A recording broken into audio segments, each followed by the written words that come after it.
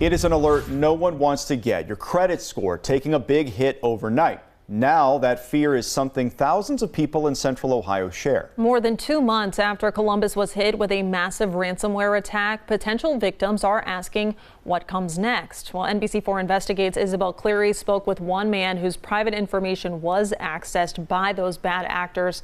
What happened? So Jen and Jared, there's no way to know for sure that this man's information was stolen in the city hack, but it's definitely possible. He worked for Franklin County for years, paid taxes to the city, and is now worried the city hack is how his information was compromised. There is no way to know for sure if local people's information was put on the dark web through the city hack or through another leak. However, one man reached out to NBC4 Investigates with a chilling story of what can happen if your information is stolen. I was actually at work and my phone just went off and I was like, what the heck? His credit score had dropped 40 points. Multiple credit cards he did not authorize were opened in his name. I have perfect credit, payment history and all that stuff. And then it's like lose 40 points off your credit. You're like, what the heck? That's when I started looking into it. For him, it was a question of what do I do now? I took that question to cybersecurity experts. The credit rating piece, the credit scores are tough. Steve Cobb has more than 30 years in the cybersecurity world. It means that you've got to contact those areas that credit cards were established in your name and validate who you are and they were done fraudulently in order for it to get turned down and taken off. And even then, you may be looking at 30 or 60 days before your credit score is repaired. He says that puts consumers in a tough spot, and it just gets harder when your social security number is at risk too. That's a federally issued number. And the only thing you do there is turn on or invest in something like credit monitoring that watches when that number is used in order to try to start some action or some type of credit or background checks on yourself.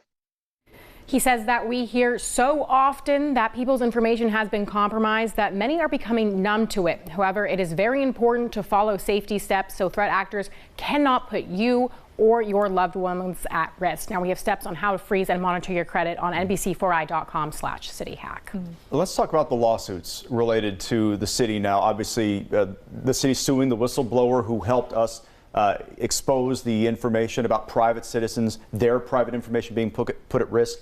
What's the update on his case? So there aren't any big updates right now. The latest we heard is that he could download the data, but only give it to the city. The lawsuit stopped him from downloading the data and giving it to us.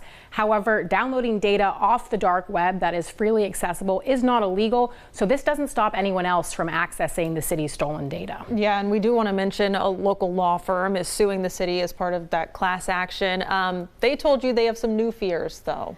That's right. So the man I spoke with actually spoke with this law firm as well. And when I talked with them, they said they're afraid the city's tax division was hit in this. They have no way to confirm this, as again, the city silenced our whistleblower. But they said that would be worst case scenario if that did happen.